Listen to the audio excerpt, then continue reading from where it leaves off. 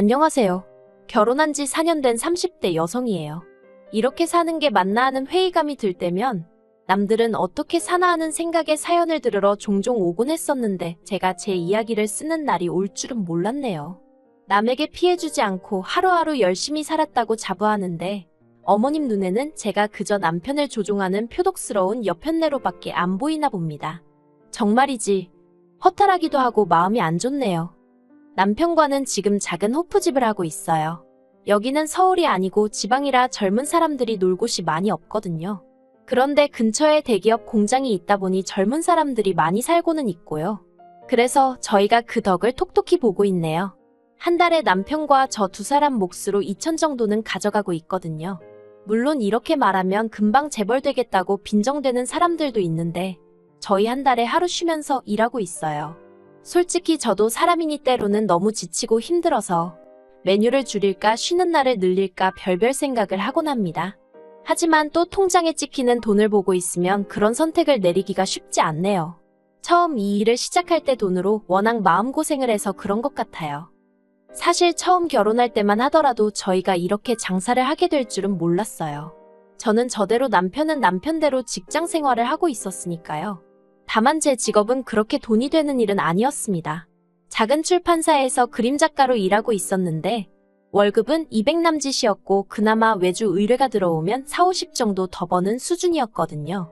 반면에 남편은 3교대 생산직으로 월에 400 정도는 벌고 있었어요. 그래서 결혼할 때도 남편은 모아둔 돈이 1억 정도로 저희 2배 가까이 되더라고요. 하지만 결혼하고 얼마 지나지 않았을 때였습니다. 남편이 다니던 공장이 대대적으로 부서 개편을 했는데 그 과정에서 몇몇의 사내 조직이 문제가 되었던 모양이에요. 그리고 남편은 그 조직들 중 한 곳에 억울하게도 같이 일하는 팀장의 강요로 이름만 올리고 있었다는데 그게 화근이 되어 하루아침에 직장을 잃게 되었습니다. 결혼 당시 서로가 모아두었던 돈은 전부 다 집을 사는데 끌었었기 때문에 당장 다음 달부터 어떻게 먹고 살아야 할지 암담했어요. 그나마 결혼 생활을 하면서 다달이 제가 모아둔 돈이 있긴 했지만 언제까지 버틸 수 있을지 알 수 없었으니까요. 특히나 지역 특성상 대기업 공장은 남편이 다니던 곳 한 곳이 전부였거든요.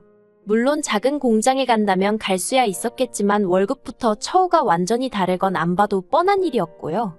그리고 까놓고 말해서 그나마 월급이 적지 않았으니 3교대여도 참고 다녔던 거지. 옆에서 지켜보니 3교대로 일을 한다는 게 말처럼 쉬운 일이 아니었어요. 남편 얼굴은 늘 푸석푸석했고 생기가 없었으니까요. 그러다가 우연히 인터넷에서 어떤 호프집에 관한 영상을 보게 되었는데 직감적으로 이건 되겠다 싶더라고요. 그리고 이참에 나도 돈 안 되는 직장은 그만두고 진짜 한번 치열하게 살아보자 하는 생각을 하게 되었지요. 그래서 남편에게 장사를 해보자 했습니다. 당신도 나도 경험은 없지만 어떻게든 한번 해보자고요. 그런데 문제는 자본이었어요.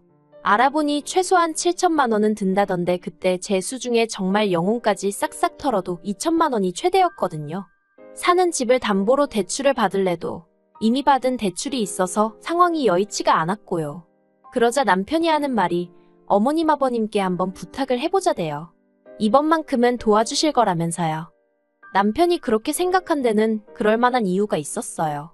사실 남편이 어려서부터 아주버님한테 많이 치여서 자랐거든요. 남편 말에 의하면 어머님이 아주버님 대학원 가야 한다고 남편더러 대학에 가지 말고 취직을 하라고 하셨답니다. 한 번에 자식 2명 학비를 내줄 능력은 못 된다면서요. 그리고 저희 남편 말이지요. 좋게 말하자면 사람이 순하고 남의 마음을 잘 헤아리는데 즉 자기 밥그릇을 잘 못 챙겨요.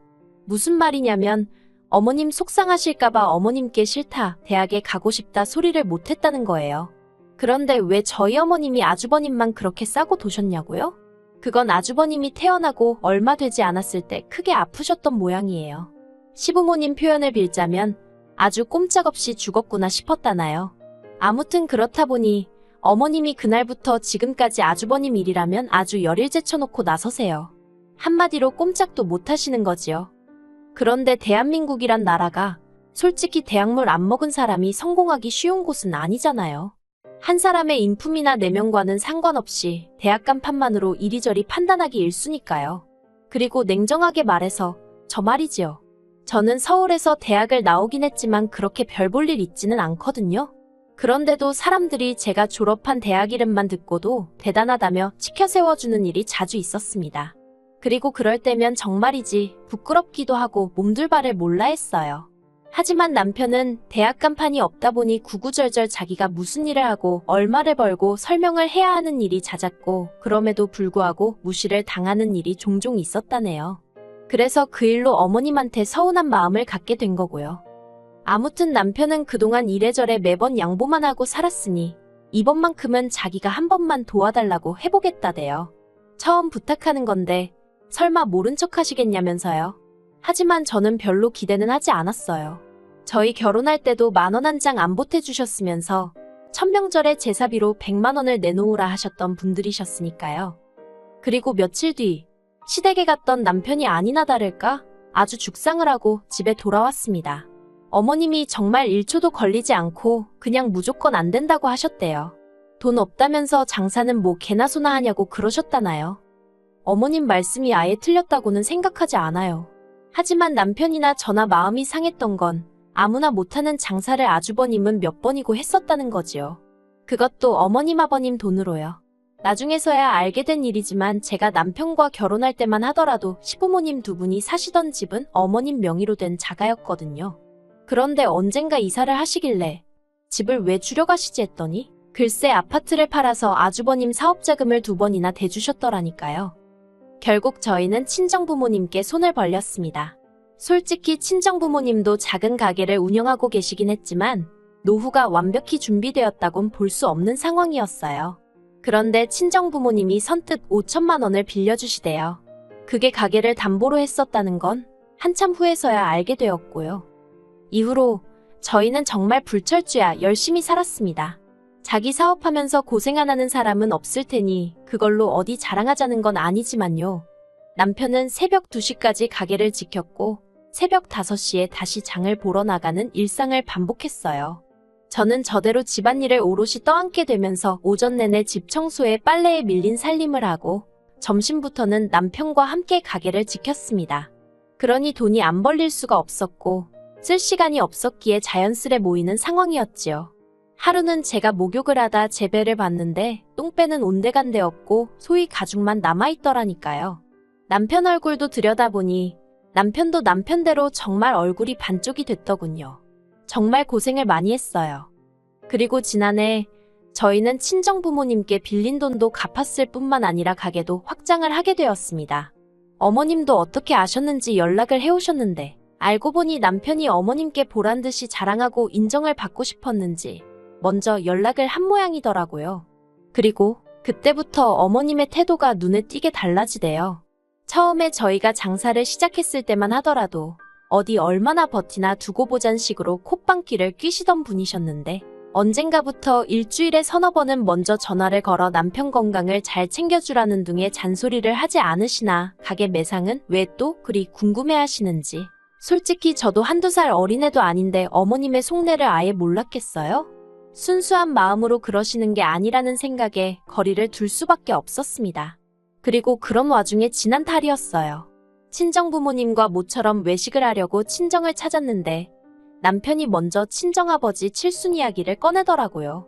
당연히 저도 기억은 하고 있었고 어떻게 챙겨드려야 하나 그런 생각도 하고 있긴 했지만 솔직히 남편에게 어떻게 말문을 열어야 할지 살짝 고민을 하고 있었거든요. 그런데 남편이 먼저 친정부모님께 여행을 가고 싶으신지 아니면 뭐 필요한 건 있으신지 하고 여쭤보대요. 그러자 친정부모님께선 필요한 것도 없고 상관없으니까 신경 쓸 거 없다며 물어봐 준 것만으로도 고맙다고 웃음을 보이셨어요. 하지만 남편이 보인 반응은 생각지도 못한 것이었습니다. 남편은 그렇게 나오실 줄 알았다면서 벗어두었던 자켓을 가져오더니 그 안주머니에서 은행 봉투를 꺼내더라고요. 그 봉투를 친정부모님께 드리면서 부족하면 말씀하시라는데 친정부모님께서 용돈이냐며 처음엔 좋아하시면서 받으셨거든요. 그런데 친정아버지께서 봉투를 열어보시더니 깜짝 놀라셔서는 이게 얼마냐며 이렇게 많이 안 줘도 된다고 손사래를 치시는 거예요. 그리고 그 안에는 5만 원짜리 2묶음, 1,000만 원이 들어있었습니다. 저도 저대로 놀라서는 이러지도 저러지도 못하고 있는데 남편이 그냥 자기가 드리고 싶어서 드리는 거라며 아무튼 좋은 의미로 옥신각신 받으셔라 못 받는다 몇 번의 실랑이가 오가다가 결국 남편이 이겼어요. 그리고 어쩌다인지는 모르겠지만 이 이야기가 어머님 귀에도 들어간 모양입니다. 저는 안 했으니 남편이 했다 싶지만 못하러 그런 소리를 한 건지 아무튼 어머님이 몹시 화를 내시더라고요. 장사가 그렇게 잘 된다면서도 당신한테는 돈 100만 원 주질 않았으면서 어떻게 처가에다 1000만 원을 냅다 줄 수 있냐고 제정신이냐고요. 그러자 남편이 보인 반응도 보통이 아니었습니다. 은혜를 갚은 거라면서 내가 정말 힘들다고 했을 때 어머니가 뭘 해주셨냐고 목에 핏대를 세우더라니까요. 저는 중간에서 속으로 고래 싸움에 새우등 터진다더니 내가 딱 새우꼴이네 그러고만 있었어요. 몸을 사리고 있던 거지요. 하지만 아니나 다를까 그 불똥이 저에게 튀었습니다. 어머님께선 당신이 아무리 생각해봐도 그 순하고 부모 말이라면 껌뻑 죽던 당신 아들이 저러는 건 다 저 때문이라고요. 급기야 어머님은 말 그대로 머리를 싸매고 드러누우셨어요. 상황이 최악으로 치닫게 된 거지요. 그리고 저희 남편, 솔직히 심성 자체가 착한 사람이거든요. 그러니 그런 어머님을 끝내 모른 채 하지 못하고 죄송하다 마음 푸시라며 숙이고 들어가대요. 자식이기는 부모 없다지만 자식도 때로는 부모의 마음을 헤아려 드려야 하잖아요. 그래서 남편이 어머님을 달래드리고 하는 데 있어서 저는 불만은커녕 오히려 잘한다고 다행이라고 생각했어요. 그런데 저희 어머님은 그때를 마치 기회라고 생각하신 건지 이참에 남편을 다시 휘어잡으려 드시대요. 남편더러 장사하는 데서 저를 빼고 아주버님을 데리고 하라셨거든요. 제가 남편한테 나쁜 영향을 주는 것 같다면서요. 남편은 그런 어머님께 제가 아니었으면 이만큼 해내지 못했을 거라고 여기까지 오지도 못했을 거라고 몇 번이고 설명을 드렸답니다. 하지만 어머님께선 그마저도 제가 마치 남편을 세뇌시켰다는 식으로 치부하시면서 급기야는 저와 어머님 둘 중 한 사람을 고르라는 말도 안 되는 소리를 하시더래요. 남편이 그런 게 어딨냐고 말도 안 되는 소리 좀 하지 마시라고 했는데도 계속해서 한 사람만 고르라고 강요를 하셨다나요. 그래서 남편도 결국엔 그러면 자기를 믿고 시집온 저를 골라야지 않겠냐고 그랬고요. 그리고 그런 남편의 어머님이 화가 단단히 나셔서 그런 건지? 아니, 솔직히 무슨 정신으로 그러신 건지 지금도 정말 모르겠는데 말이지요. 글쎄, 저희 친정에 연락을 하셨더라니까요. 어머님이 저희 친정어머니더러 사위가 못 빠지게 일해서 번 돈인데 그렇게 홀랑 가져갈 수 있냐면서 양심도 없다고 당장 당신 계좌로 돈을 돌려보내라 하셨답니다. 당신이 저희한테 돌려주시겠다면서요. 정말이지. 저희 친정어머니가 상황 설명을 하시는데 목소리가 덜덜덜덜 떨리는 게 전화기 너머로 생생하게 느껴지대요. 친정부모님께는 어머님 말씀은 무시하시라 했지만 속에서 부글부글 화가 끓어올라서 미치겠더라고요. 그 길로 남편에게 어머님이 보이신 언행을 전했고 남편은 미안해서 어쩔 줄 몰라 했습니다. 자기도 자기 어머니가 경우가 없으신 건 알고는 있었지만 그 정도일 줄은 몰랐다면서요. 그리고는 바로 저희 친정을 찾아서는 죄송하다고 몇 번이고 머리를 숙이는데 저희 친정부모님이 괜찮다 하셨지만 솔직히 남편에게도 친정부모님에게도 무척 불편한 상황이었지요.